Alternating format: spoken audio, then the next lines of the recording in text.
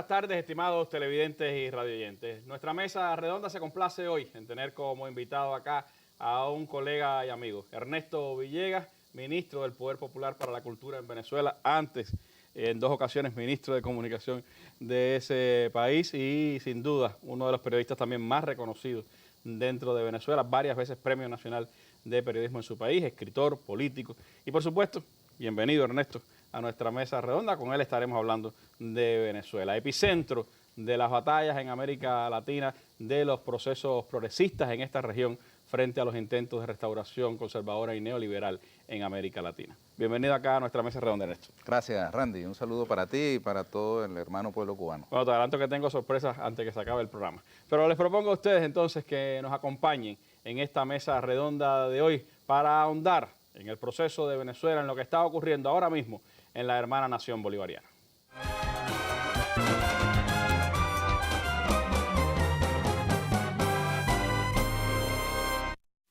Y antes de iniciar a conversar con Ernesto sobre Venezuela y sus realidades, les propongo, como es habitual en nuestra mesa redonda, comenzar con la noticia del día. Y es la repercusión que sigue teniendo en Estados Unidos y, por supuesto, en América Latina el discurso anoche del presidente Trump, el Estado de la Unión, su presentación después de un primer año de gobierno ante el Congreso de los Estados Unidos.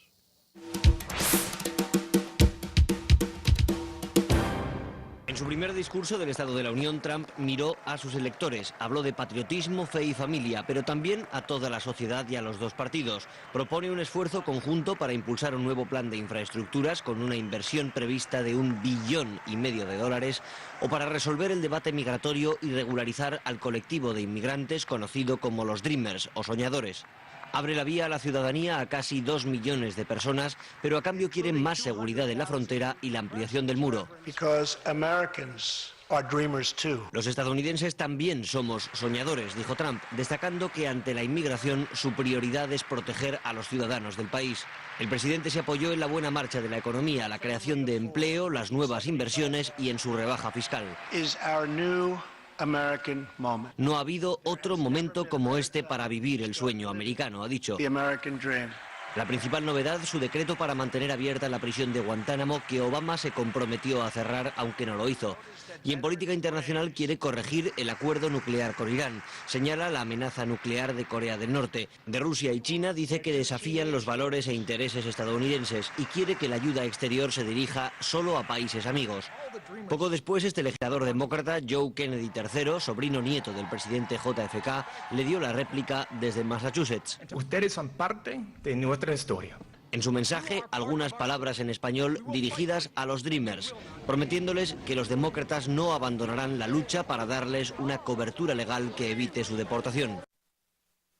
Bueno, el presidente Trump anoche en ese discurso del Estado de la Unión, donde por supuesto estuvo en el centro su discurso sobre la economía, como habíamos predicho en la noche de ayer, habló también del tema de los migrantes, uno de los temas más polémicos y que sigue causando también división en la sociedad norteamericana, después incluso de su discurso, y también tuvo que referirse a temas de política internacional, entre ellos, con destaque especial, Cuba y Venezuela, a quienes calificó de dictaduras a las que había que seguir sancionando en estas circunstancias que vive América Latina. De eso más adelante Ernesto nos podrá comentar, pero hay cosas curiosas. Por ejemplo, los republicanos en buena medida apoyaron las palabras del presidente, los demócratas en buena parte se opusieron a la presentación de Trump, pero hay un hecho muy significativo y es que un sitio que se llama PolitiFact, que se dedica a medir las mentiras del presidente en sus discursos, pues ayer colapsó en medio del discurso del presidente Trump ante el Congreso de los Estados Unidos.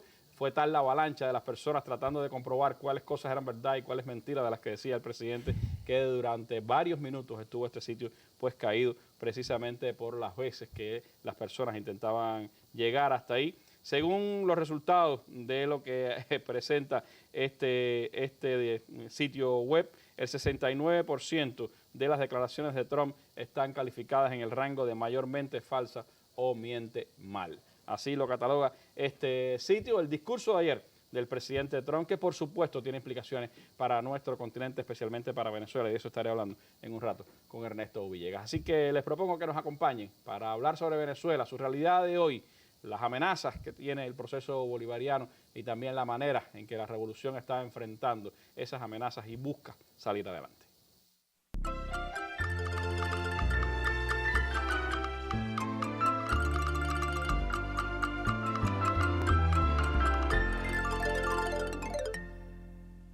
Bueno, y antes de empezar a hablar de los temas venezolanos, primero me gustaría, por supuesto, saber qué hace Ernesto Villegas por acá, por La Habana. Bueno, atendiendo esta invitación que me has hecho. No, te agradezco mucho la invitación nuevamente, Randy. Realmente hemos venido acá a asistir a la Feria Internacional del Libro de La Habana, que es un evento muy importante para América Latina y que nos encuentra además con esa maravilla que es el libro. El libro libera.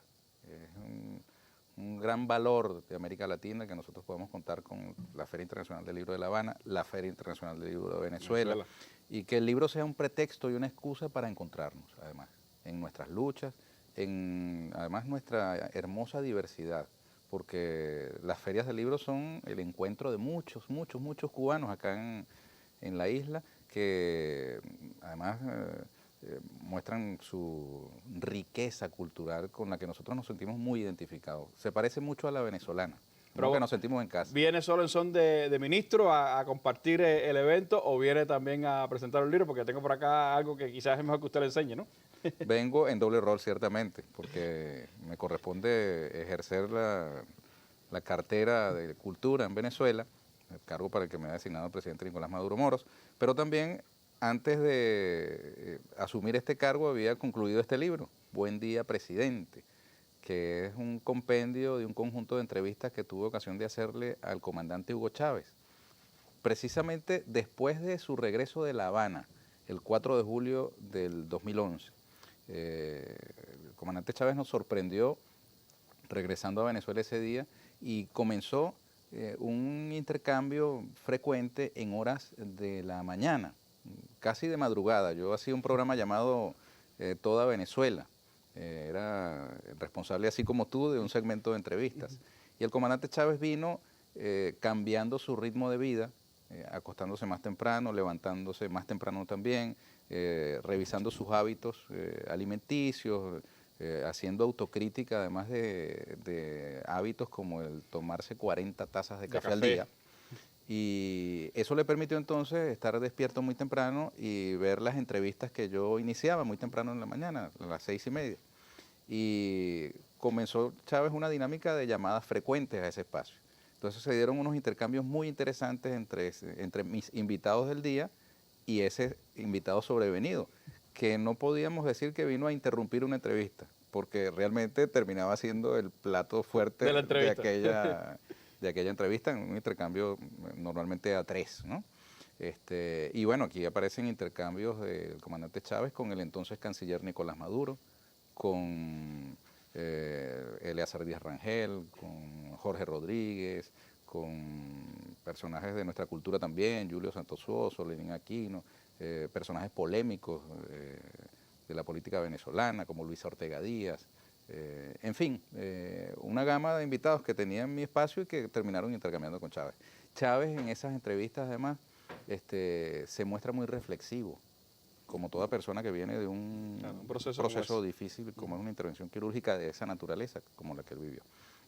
Y además es un Chávez muy autocrítico, como te decía. Él cargaba a Nietzsche, el libro Así habló Zaratustra, y hacía especial mención de un capítulo llamado De los despreciadores del cuerpo. Y él nos llamaba a cuidarnos en ese trance que él mismo vivía, ¿no? Porque la lucha revolucionaria lo había consumido por completo y había olvidado él mismo que tenía que tener como parte de esa lucha un cuidado especial consigo mismo. Iniciaba Chávez en ese entonces el elemento fundamental, el dato político fundamental de su tiempo, que era la lucha por su vida. Y yo digo en este libro que es una paradoja, porque la lucha de todos los revolucionarios siempre es por la vida general, colectiva. Y él comenzaba entonces una lucha por su vida, que terminaba siendo el dato más relevante de la lucha por la vida, porque ciertamente todo gravitaba en aquel entonces en torno a la figura del comandante Chávez. ¿Cuándo va a ser presentado el libro? El libro va a estar siendo presentado este viernes en la Casa de las Américas a partir de las 4 de la tarde. Yo invito a todas y a todos los interesados en que puedan asistir y intercambiamos más detalles sobre esta obra. Un escenario de lujo, la Casa de las Américas, 4 de la tarde el viernes. Gracias por ser depositario, uno de los primeros, que por cierto, creo que va a tener también una novedad. Me estabas enseñando algo que puede ser excelente, ¿no? Para mostrarlo también a los televidentes. Sí, tenemos una versión un poco más pequeña del libro, que es una portada, miniatura, que tiene en su interior lo que llaman un código QR, que permite, con conexión a internet, poder descargar gratuitamente el contenido del libro. Aprovecho para decir lo siguiente: en el stand de Venezuela, en la Feria Internacional del Libro de La Habana, nosotros vamos a tener una nube que va a permitir a las personas descargar al menos 50 títulos gratuitos que hemos traído de editoriales públicas venezolanas. Tienen varios intelectuales importantes de Venezuela. También Lupito García, tienen varios. Laura Antillano, Alberto Rodríguez Carucci, estará con nosotros también la profesora Judy Valencia. Traemos una representación pues de nuestros intelectuales para además participar en los interesantísimos debates que aquí se dan con ocasión de la Feria del Libro. Bueno, pues vamos a tener entonces presencia venezolana importante acá en la Feria de La Habana, novedades editoriales y también, pues estamos ahí coordinando con los compañeros del Instituto Cubano del Libro para que el viernes algunos de los intelectuales venezolanos nos acompañen en la mesa redonda que vamos a hacer sobre la Feria del Libro. Pero te propongo entrar en el ámbito político. Hablabas de Jorge Rodríguez, quien por cierto le ha tocado la tarea de sustituirte también en las tareas de la comunicación, y Jorge está siendo pues parte importante del diálogo político que está teniendo el gobierno y la oposición venezolana en República Dominicana. Hoy ha habido noticias que creo que son de interés. Te propongo ver la información de Telesur y después conversamos sobre este tema. ¿Cómo no? El presidente Danilo dijo que había un documento, un preacuerdo, un documento donde había puntos que ya habían avanzado completamente y otros que estaban allí, que tenían que terminar de concluirse, y por eso hoy no había una firma definitiva del diálogo y que se convocaba nuevamente a las partes para el día lunes aquí mismo en República Dominicana. ¿Qué es lo que ha sucedido? Y quería comentarte, bueno, una vez que Jorge Rodríguez sale, habla y dice que hay ya un documento firmado, un preacuerdo, así lo dijo, un preacuerdo donde hay algunos puntos que faltan por detalles. En el día de ayer adelantó que de los 6 puntos, 2 faltan por esos detalles, y aparentemente sigue siendo esos 2 puntos lo que faltan por detalles, pues se iban a ir las partes nuevamente a Caracas. Allí tendrían 72 horas para revisar, afinar y retornar aquí el lunes. Una vez que sale Jorge Rodríguez y termina de hablar y coincide además con lo que dice el presidente Danilo Medina, pues sale la oposición y Julio Borges agradece pues la presencia de todos, y en el momento que los periodistas le preguntan que si existe ese documento, dice Julio Borges que no existe ningún documento, que hay puntos acordados, otros no, pero que no existe un documento como tal preacordado o firmado. Los periodistas de República Dominicana empiezan a preguntarle cómo así, entonces usted nos está diciendo que el presidente Danilo no dijo lo que dijo. Entonces él decía que el presidente Danilo fue claro en decir que había un acuerdo, es decir, hay, pero no.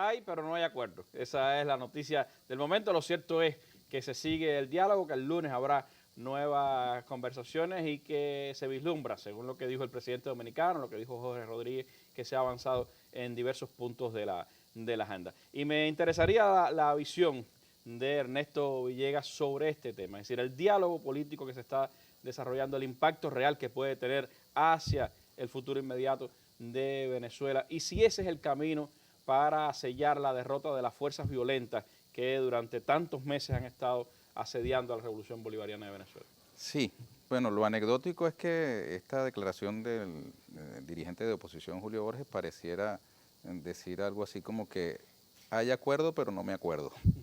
Porque tanto el presidente anfitrión como el vocero del gobierno venezolano coinciden en que hay un preacuerdo y él lo desmiente, ¿no?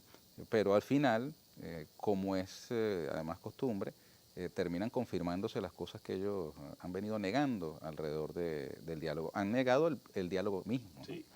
Pero bueno, yo lo comprendo dentro de su lógica, que no la comparto, pero hago un esfuerzo de entenderlo porque lamentablemente esa dirigencia política está muy prisionera de los factores más atrasados que han ellos mismos estimulados en su locura, en su desenfreno, y cuando terminan, digamos, actuando en la política, terminan siendo percibidos por esas mismas factores que ellos contribuyeron a enloquecer como unos traidores de su propia postura.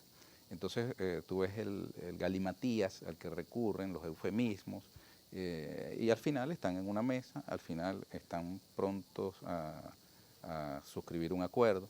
Esperemos que termine concretándose y que el gobierno de Trump, tú lo mencionabas en su discurso del Estado de la Unión, no logre su propósito prácticamente abierto y manifiesto de bombardear ese diálogo, de bombardear la posibilidad de que exista un acuerdo político que viabilice un desarrollo pacífico, armónico, civilizado del proceso político venezolano. Trump le ha declarado la guerra a la paz en Venezuela, ciertamente. Bueno, al mundo, para ser más exacto. En el corte te preguntaba si acá en Cuba entienden lo que nosotros llamamos un carrito chocón. Nosotros decimos carritos locos. Carritos locos, en los parques de atracciones infantiles. Bueno, el señor Trump es un carrito chocón o un carrito loco que anda por el mundo, digamos, atropellando a quien se le atraviesa, ¿no? Y particularmente a Venezuela la tiene, digamos, en la mira porque concentra su obsesión mayúscula junto con el hermano pueblo cubano. Pues. La existencia de procesos revolucionarios, cada uno con sus propias características, pero con un propósito común de construir un camino propio hacia la emancipación de los pueblos, por supuesto que es visto como un muy mal ejemplo desde los centros imperiales. Y el hecho de que la sociedad estadounidense haya parido de su seno un personaje tan particular como este, para no agregar juicios de valor al carrito chocón, al carrito loco, habla mucho de lo que allí mismo está pasando con su propia democracia, con su propio sistema político. Un momento muy particular de la historia de la humanidad en el que estamos. El que esté ese individuo al frente de los Estados Unidos no es un dato menor. Eso viene asociado a una crisis que está ocurriendo en el capitalismo global y que se manifiesta en el campo de la política de esa manera. Ahora, a nosotros, países latinoamericanos que hemos decidido transitar por nuestro propio camino, lo que hace es encontrarnos con nuestra propia dignidad. Nosotros estamos siendo en este momento objeto de una agresión cruenta. Ellos además se han encargado, los estadounidenses, de hacer alarde de los efectos terribles que han causado a la familia venezolana. Recientemente apareció una declaración donde decía nuestra política está siendo extremadamente efectiva, ¿no? Es más o menos lo mismo que decían en los 60 cuando aplicaron el bloqueo contra Cuba, es decir, hay que rendirlos por hambre, por salud, por desesperación y que se viren contra el gobierno. Es lo que busca el gobierno norteamericano. Pero te señalaba el tema del diálogo, Ernesto, porque Vladimir es mi hermano. Estaba pensando en tu hermano. Le mando saludos desde aquí. El diálogo con la oposición, porque las fuerzas violentas están ahí y una posición como la de Trump sin dudas alienta a esas fuerzas violentas que se han visto detenidas.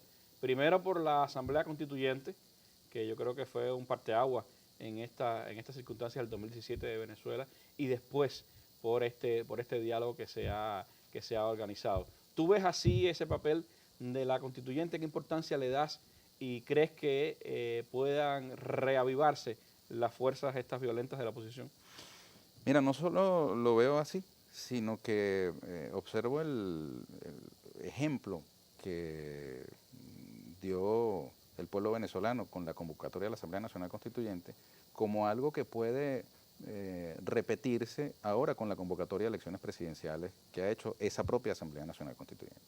Cuando fue convocado el poder originario, nosotros en nuestra Constitución contemplamos esa herramienta. Cada país tiene la Constitución que su historia le ha legado. Nosotros tenemos eso como una herramienta en caso de emergencia, para decirlo en forma coloquial. En caso de emergencia tenemos esa herramienta que es la convocatoria de una Asamblea Nacional Constituyente. Y estábamos en una emergencia Venezuela, para ese momento en que el presidente de la República, Nicolás Maduro Moros, decide apelar a esta herramienta. Estábamos viendo manifestaciones violentas que eran apañadas, convertidas por arte de magia, por la industria del cartel mediático, en hazañas heroicas y gente asesinando gente por la vía del incendio, utilizando bombas explosivas, incendiarias. Se pretendía consagrar como legítimo el que una persona le quitara la vida a otra quemándolo vivo, y que eso fuese una especie de acto heroico, ¿no? Frente a esas cosas insurgió una Venezuela resuelta a construir en paz su modelo político, su modelo económico, y sorprendió a todos porque las fuerzas de la oposición decidieron no participar y hubo un tsunami humano que por todos los rincones se apareció votando para elegir a los cruzando ríos, cruzando por encima de los ríos, evadiendo a las fuerzas de la oposición que querían impedir su voto. Amenazas explícitas, están las fotografías disponibles en internet del chantaje de los lugares controlados por el fascismo que decían en este centro electoral no se vota. Y eso obligó a que se crearan centros alternos y vimos como en el Poliedro de Caracas hubo una marejada humana que fue a ejercer su derecho al voto y fue el tiro por la culata, porque ellos permitieron que se visibilizara una cantidad de hombres y mujeres que de no haber estado allí en el Poliedro habían estado votando graneados por distintos centros de votación y los concentraron allí y obligaron a que se viesen concentrados. Y esto fue prácticamente un milagro político, porque al día siguiente ya no había ese tipo de expresiones violentas, es decir, logró el Poder Constituyente cauterizar esa expresión fascista terrible que se había inoculado al espíritu de estas personas que se vieron influidas por ese llamado violento de la oposición. Ahora tenemos una situación que pudiéramos parangonar, porque realmente existe en este instante una paz política, pero no hay una paz económica. El pueblo venezolano, esa agresión económica. Exactamente, y la agresión que constituía la amenaza, la llamada guarimba, que mucha gente se molesta cuando se le llama de esa manera porque es como un eufemismo para no hablar abiertamente de terrorismo, ¿no? Que a su vez es un término muy polémico. Pero lo cierto es que estamos en medio de una guarimba económica. Si antes se estaba asesinando gente a través del incendio de una bomba incendiaria, hoy día esa bomba incendiaria está lanzada contra la economía familiar, contra el bolsillo del venezolano, contra su capacidad adquisitiva, contra su derecho a acceder a medicamentos, alimentos, al propio transporte. Digamos, la agresión abierta del poder económico transnacional y particularmente de los Estados Unidos ha dificultado que el país pueda acceder no te digo al crédito internacional, a cosas básicas como los pagos corrientes que un país puede hacer a un proveedor internacional de servicios o bienes o licencias. Y esto ha demorado, dificultado, entorpecido la llegada de alimentos, la llegada de medicamentos que no se producen en el país, el mantenimiento de sistemas tecnológicos, industriales, en fin, una cantidad de asuntos que se han visto alterados por estas llamadas sanciones, tanto las explícitas como las no escritas, que desde los tiempos de Obama venían aplicándose. Y eso, que es una guerra, el presidente Nicolás Maduro lo ha llamado la guerra económica,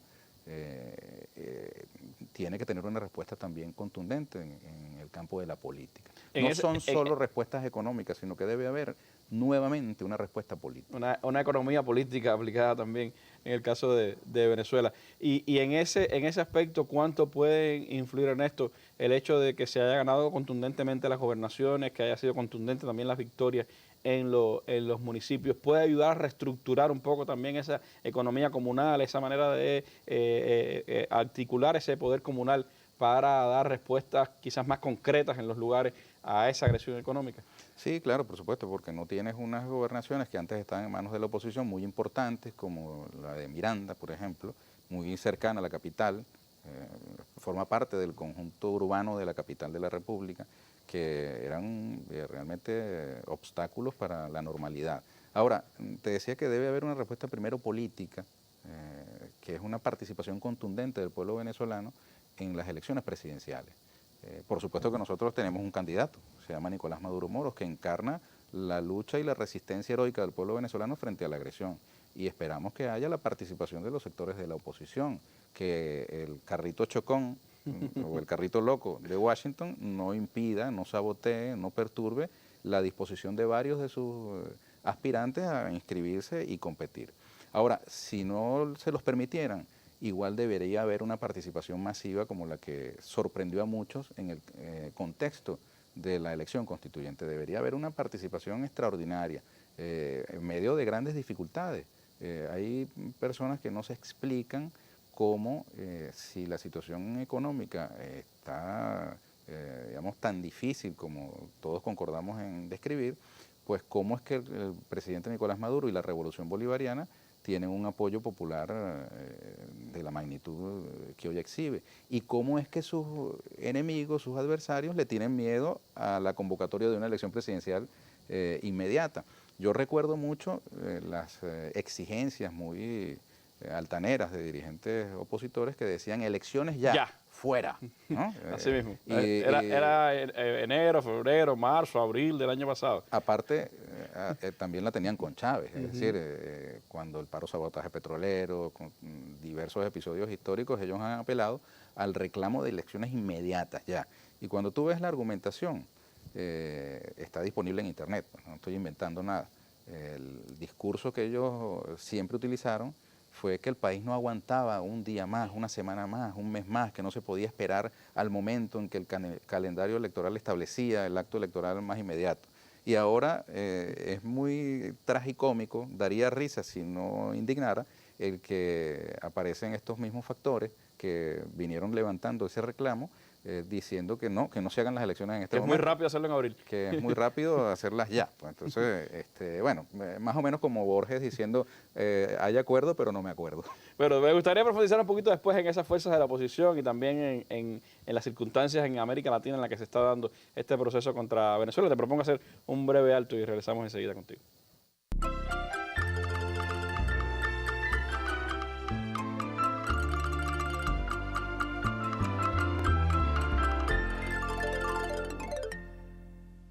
Marco Rubio envió hoy una carta al fiscal general de Estados Unidos, Jeff Sessions, expresándole su preocupación por la situación en Venezuela, donde, según dijo, Nicolás Maduro ha desmantelado los últimos vestigios de democracia para perpetuarse en el poder. Rubio también pidió al presidente Donald Trump que sancione a Diosdado Cabello, uno de los pocos dirigentes venezolanos contra los que aún no se han aplicado medidas. Macri dijo este jueves que la situación en territorio venezolano va de mal en peor y que siguen violándose allí los derechos humanos. Reclamó que se celebren elecciones libres y transparentes. No soy optimista. He estado pidiendo elecciones abiertas y claras en los últimos años y reclamando por todo el abuso que ha sido cometido por el presidente venezolano Maduro. En Venezuela no respetan los derechos humanos. Eso no es una democracia.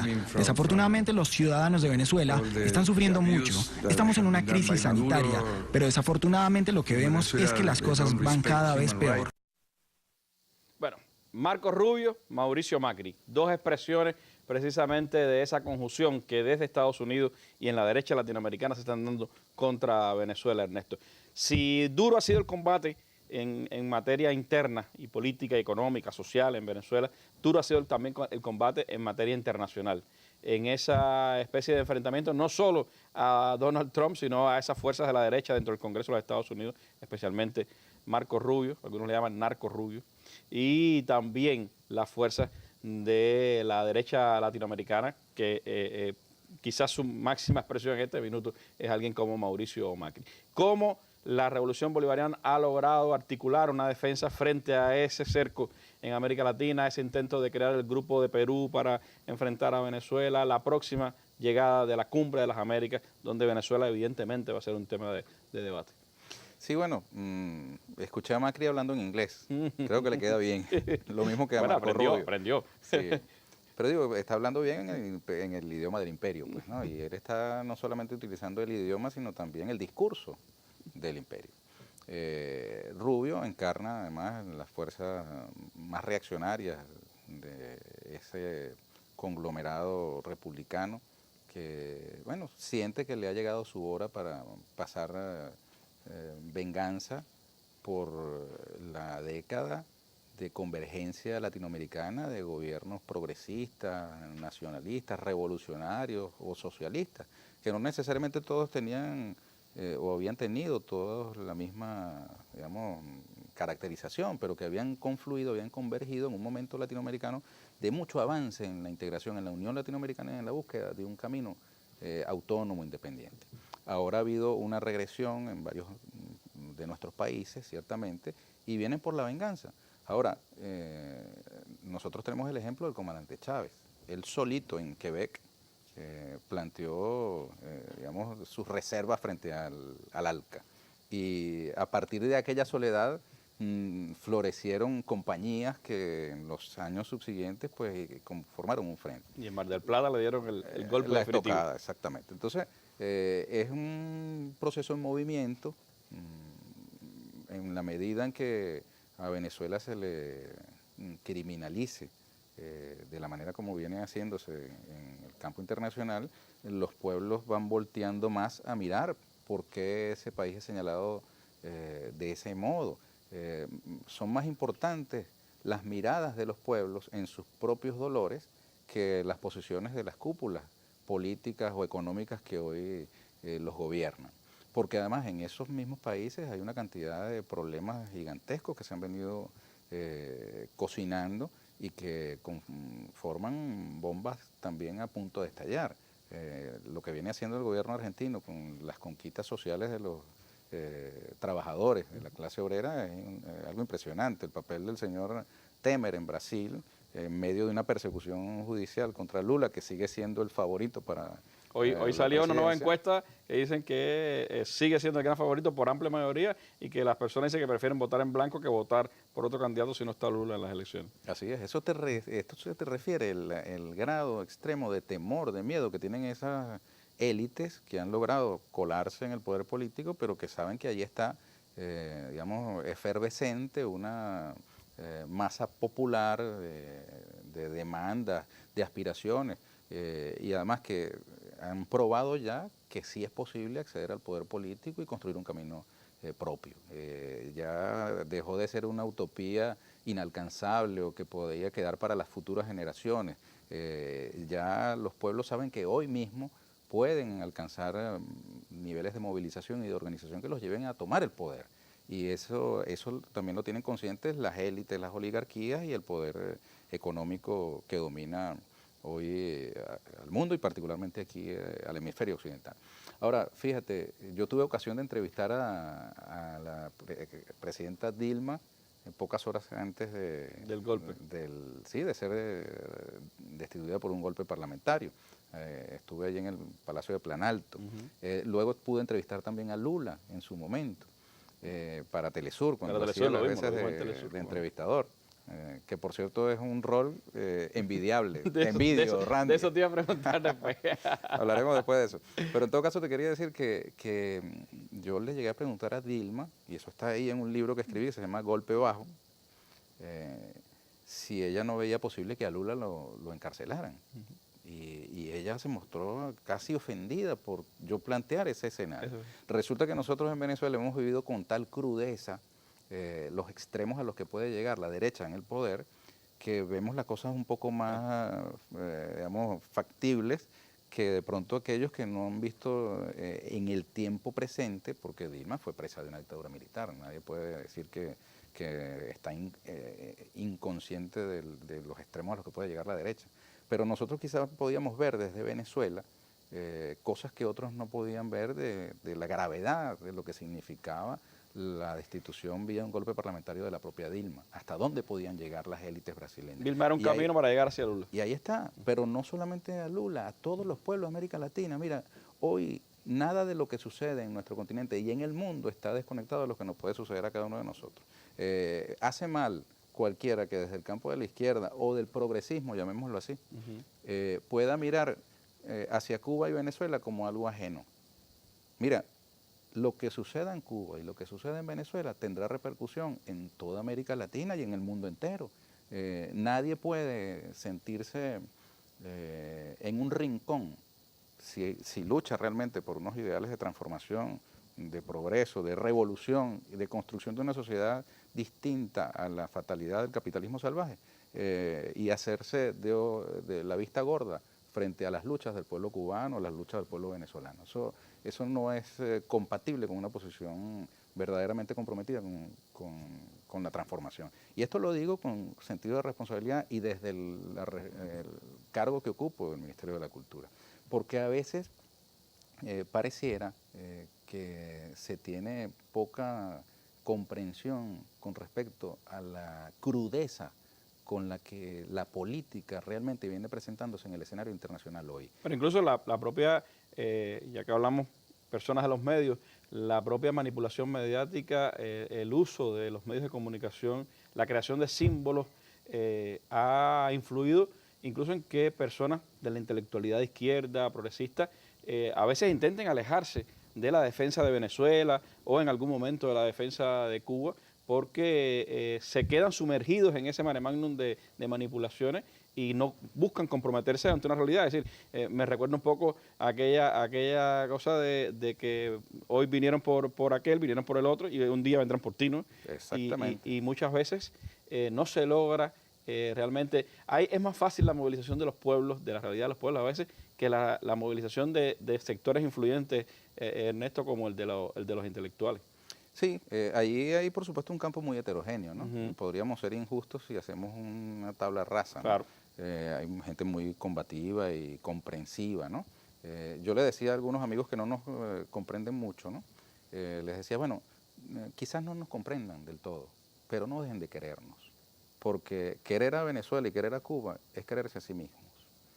Dejar de querer a Cuba o dejar de querer a Venezuela porque en alguna circunstancia puedes no comprender cabalmente las circunstancias que llevaron a tal o cual decisión, es también dejar de quererte a ti mismo, porque mañana esa circunstancia te puede tocar a ti, en cualquier país del continente. Y esto atañe a un espectro muy amplio, no solamente a la izquierda revolucionaria, a la izquierda marxista, sino a amplios sectores del activismo, de la militancia por, digamos, la alternativa al neoliberalismo. Yo siento que vienen tiempos de definiciones nuevas en América Latina. Fíjate tú, nos pasó con la Asamblea Nacional Constituyente. Ajá. Mucha gente no entendía. ¿Qué cosa era y todavía eso? ¿Qué ni iban a siquiera hacer? se entiende muy bien. Yo debo decirlo autocríticamente y asumo la cuota de responsabilidad que me toca, porque yo para ese entonces era ministro de Comunicación e Información y debía comunicar mucho mejor lo que allí vivíamos o vivimos en Venezuela. La propia palabra constituyente no termina de entenderse en algunos lugares, ¿no? Pero fíjate tú qué efectiva ha sido para evitar la guerra. Y eso solamente podía comprenderse si tú terminabas de ver la película completa. Exacto. Quizá en el transcurso era muy difícil entenderlo. Para alguien que de pronto está viviendo en una sociedad mucho más cómoda, con, digamos, instituciones democráticas estables y con, digamos, un debate mucho menos, digamos, rudo que el que nosotros podemos tener internamente en Venezuela. Pero, caramba, hay que entender a un pueblo al que le están quemando viva a su gente. Que el fascismo te esté quemando viva a tu gente establece unos códigos en la política distintos al de una sociedad donde tú estás discutiendo acaloradamente tomándote un café. Es completamente distinto. Eso es como juzgar a un pueblo como el pueblo cubano, que en medio de circunstancias inenarrables tuvo que defender con su vida, con su sangre a esta isla de ataques insólitos, con guerra bacteriológica, bloqueo económico, invasión de tropas y de elementos mercenarios. Entonces venir, digamos, a tener un juicio moral sobre aquel que está en la primera fila del combate es algo muy arriesgado, pues, ¿no? Sobre todo desde la comodidad que da el no vivir esas circunstancias tan rudas. Yo por eso digo, si no nos comprenden del todo, por lo menos no dejen de querernos, porque al final es una manera de querernos a nosotros mismos, es decir, de quererse a sí mismos. Si usted realmente quiere asumir la lucha contra el capitalismo y contra el imperialismo de una manera seria. El imperialismo no está jugando carritos. El imperialismo sabe muy bien lo que está haciendo. Nos ha sembrado a nosotros unas células terroristas como se las sembraron a la Revolución Cubana. Ha glorificado y convertido a héroes, ha glorificado y convertido en héroes a personajes que han tomado la senda abierta del terrorismo. En Estados Unidos, en Europa, cualquier personaje toma un helicóptero y ataca con granadas y con armas de fuego al Ministerio de Interior o al Tribunal Supremo de Justicia, y ese individuo habría sido inmediatamente eliminado por las fuerzas de esos países y nadie habría levantado un dedo por esto. En cambio, en Venezuela ocurre algo similar, y más allá de las investigaciones que legítimamente puedan solicitar aquellos que se sientan afectados, se construye toda una narrativa de justificación del acto terrorista y de glorificación de su protagonista. Eso no es ingenuo, no es por generación espontánea, eso obedece a un plan, al mismo plan que en su momento justificó la Internacional de las Espadas, el Plan Cóndor, que además tocó hondo a pueblos que después ha terminado, digamos, sacando de juego por décadas en la posibilidad de construir una alternativa real al capitalismo. Me refiero, por ejemplo, al pueblo chileno.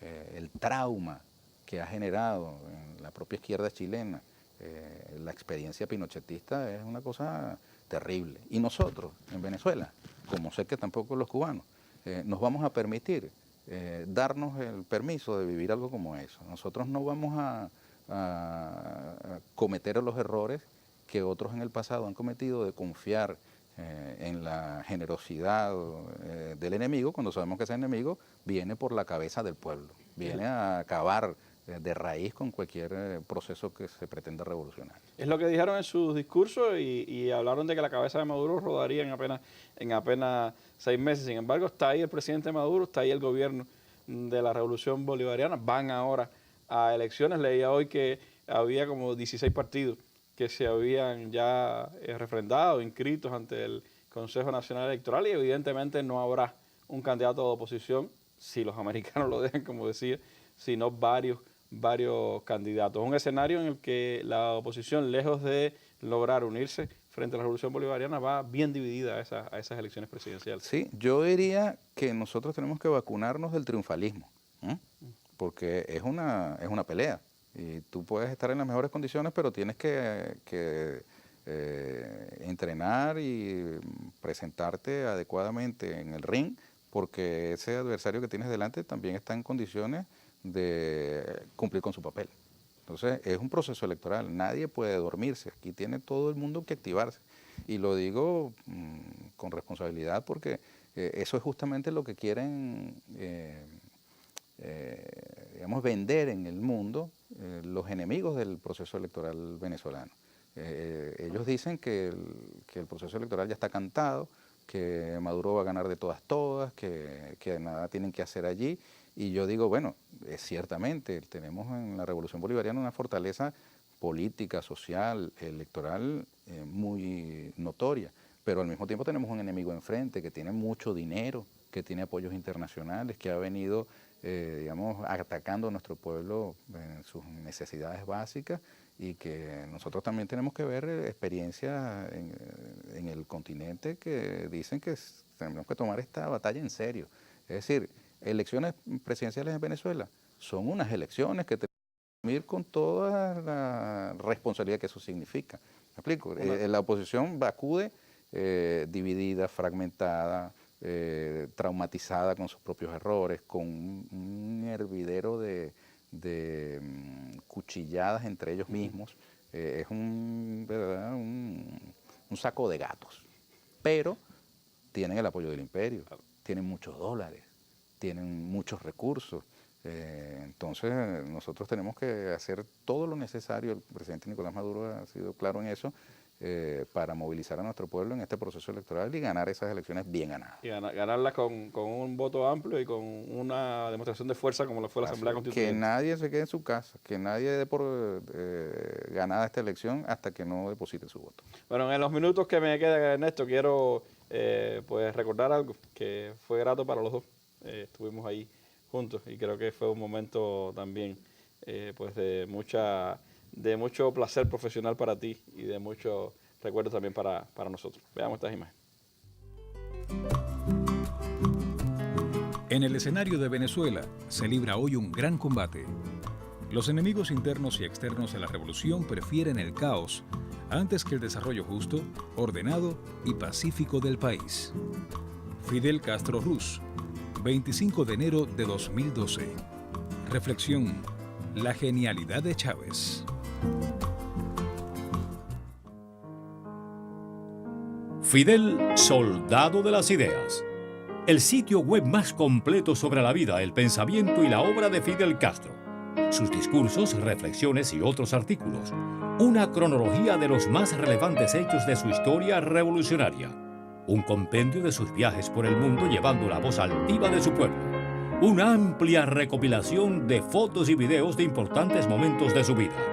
Libros, afiches, opiniones de personalidades de todo el mundo, todo ello en www.fidelcastro.cu.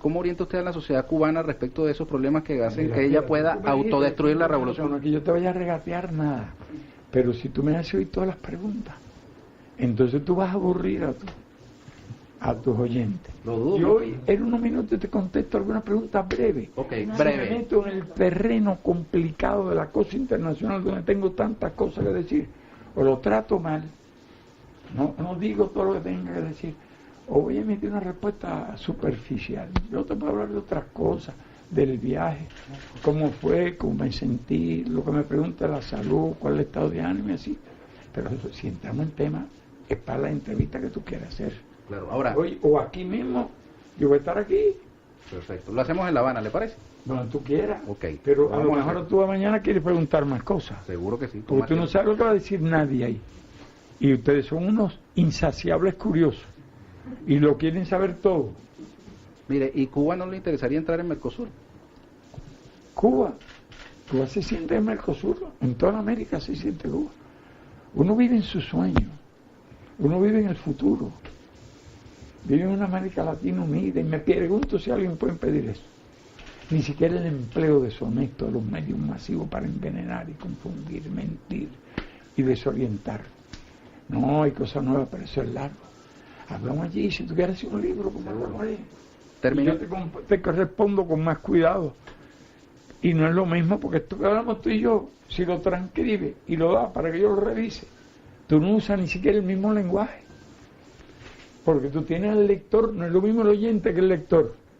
Al lector, tú le haces un énfasis, mueve una mano, le das un tono, usas la ironía incluso, y tú lo más que tienes son unas comillitas, una admiración, repetir hablando tiene una fuerza, repetir escribiendo es un desastre. Entonces no es lo mismo el lenguaje hablado que el lenguaje escrito, porque yo estoy pasando mis trabajos. Mire, y mañana hay una concentración pública donde van a participar el presidente Chávez, el presidente Evo Morales y usted. Y te prometo que va a ser muy breve, todo el mundo se va a sorprender. Porque es lo que más agradece la gente, uno se embulla, pero no le hace un favor a los que están oyendo. El presidente Chávez le gusta hablar largo, ¿no? Los dos. Pero el capaz de hablar breve también, el que le pasa por la mente, le pasa como a mí. Mire, en esta ciudad vivió... Lo que pasa es que él, a través de los medios, ganó la batalla. Bueno, Ernesto, julio del 2005, fuiste el 2006. Fuiste el último periodista en entrevistar de manera activa, ¿no? Después, bueno, tuvimos otras entrevistas con él, pero ya pudiéramos decir retirado de la vida pública, pero fuiste el último, era Argentina, la cumbre aquella del Mercosur. En Córdoba. Allá en Córdoba. Fue la última entrevista de Fidel en uniforme. En uniforme, exacto. Recuerdos de aquel momento y qué significó para ti como periodista esa relación también con Fidel, que no fue solo ahí, tuviste otros momentos también de intercambio con Fidel. Mira... y con Chávez, por supuesto. Fíjate que esa entrevista realmente me generó sentimientos encontrados, porque, fíjate... No sé cuántos minutos tenemos. Acabado de llegar. Sí, no sé cuántos minutos tenemos para contar, pero es una anécdota muy interesante, porque yo estaba instalado con mi equipo, como tú estás, en los alrededores de la piscina del hotel, y estaba allí para entrevistar a cancilleres o funcionarios que iban a la cumbre de Mercosur. Jamás podía imaginar que podía hacer una entrevista a Fidel, a un hombre como Fidel. Se decía en aquel entonces, por influencia de la prensa de Miami, que Fidel estaba intubado y que estaba enfermo y no podía asistir. Y de pronto, sentado en el set, veo que en la entrada del hotel hay un revuelo. Y entonces escucho a alguien que dice, es Fidel que está llegando y no puede ser. Entonces yo me levanté, pero como un curioso, yo no iba con ánimo de hacer ninguna entrevista. Y por arte de magia terminé parado enfrente de Fidel, porque la verdad, te cuento, pretendí asomarme y vi que a una persona que se aproximó mucho la expulsó la seguridad, ¿no? Entonces yo estaba prevenido, pero de pronto vi a alguien que me hizo pasar, me reconoció, supongo, me hizo pasar y logré colocarme frente a él. Y nos saludamos. ¿Cómo está usted, comandante? Y entonces me dice, hola, chico, yo siempre veo tu programa, me dice, para mi sorpresa. Veía mucho Venezolana Televisión. Veía mucho el Canal 8. Entonces, todos los periodistas pedimos entrevistas, ¿no? Sobre todo a Fidel Castro. Y yo le digo, bueno, ¿cuándo le puedo hacer una entrevista? Y me dice, bueno, ya, si quieres, ya mismo. Y yo me sentí en ese entonces como un cirujano sin bisturí, como un policía sin armamento, porque no tenía ni un grabador encima.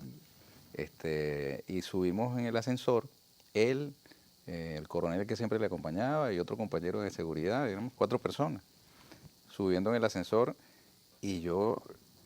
abrumado de la honra, pero también preocupado porque no tenía ni camarógrafo ni grabador.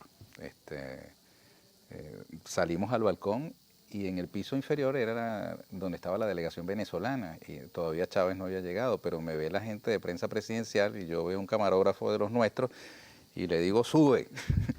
Y con esa cámara de prensa presidencial del equipo de Chávez que podemos nosotros hacer una entrevista con Fidel.